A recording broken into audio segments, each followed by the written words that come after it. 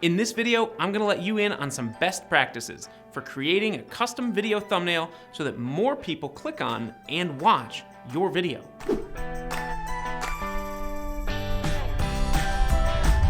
Hi, I'm Andy from TechSmith, where we help you show what you know.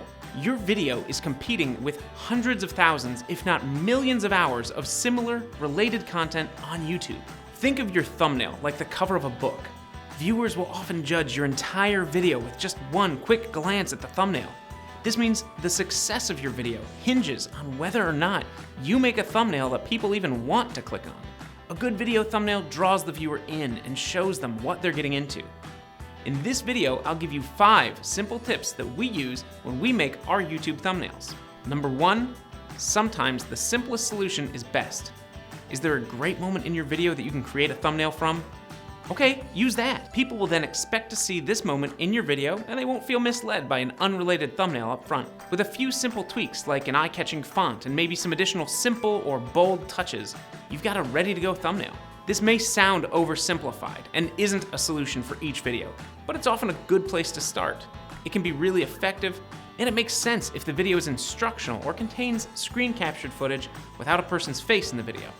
At TechSmith, we use this tip a lot with our product tutorial videos. As you can see, however, we don't just leave it as a plain screenshot. Number 2, put your face or your product in the thumbnail. You can also think of your thumbnails like movie posters.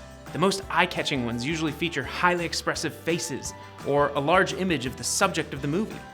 Well, on YouTube, the highest performing thumbnails usually do the same thing. Including a close-up of your subject's face is a great way for potential viewers to feel a more personal connection.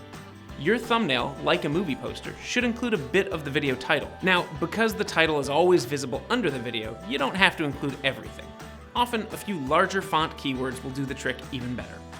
Just make sure they reference or match the title and still accurately convey the content of the video. Lately, for the TechSmith YouTube channel, we actually use the web-based editor canva.com to make our thumbnails a little faster. But almost any image editor will do the job, so use what you're comfortable with. Number 3, differentiate and stick to your brand. A lot of the content on YouTube falls for the same color scheme traps. Creators and brands often make content that references YouTube's own color scheme. Well, since so many people do this, either unconsciously or not, to stand out, it's a good thing to avoid. If your thumbnail is primarily red, white, black, or gray, consider changing your color scheme to something less YouTube. It may sound silly, but avoiding certain colors and actively choosing ones that are used less often can really differentiate your brand and make your videos pop off the home screen. On our YouTube channel, you can see that we try to stick to using the TechSmith yellow color as much as we can and other brand colors that fit the bill when needed. Don't go too crazy. Your thumbnails should still look like they all came from the same source. Choose something that stands out and stick to that style or a similar one for the vast majority of your content. Number 4, make sure that the thumbnail is effective on all devices and platforms. Remember, the video runtime often covers up the bottom right corner of the thumbnail, so if there's crucial information on your thumbnail, steer clear of putting it in that region. Your thumbnails only occupy a small portion of your viewer's screen real estate before they click on it. And what if that real estate is a phone? Only about 1/3 of your viewers are watching on a desktop. Mobile is becoming the dominant viewing platform for video on the internet, so make sure to check that any text on your thumbnail is legible on mobile devices too. And finally, tip 5, you can use third-party software to test out your thumbnails. Software like TubeBuddy or VidIQ are super useful for gauging how good of a job your thumbnails are doing. We use TubeBuddy to run A/B tests on our thumbnails. An A/B test shows an alternate version of your thumbnail each day for the duration of the test. The test then tracks the data on how effective the new thumbnail is at catching and retaining viewers compared to the original. Gathering this type of info is really beneficial to generating a more effective presence on YouTube. Clicking on a video is a time investment for your viewer.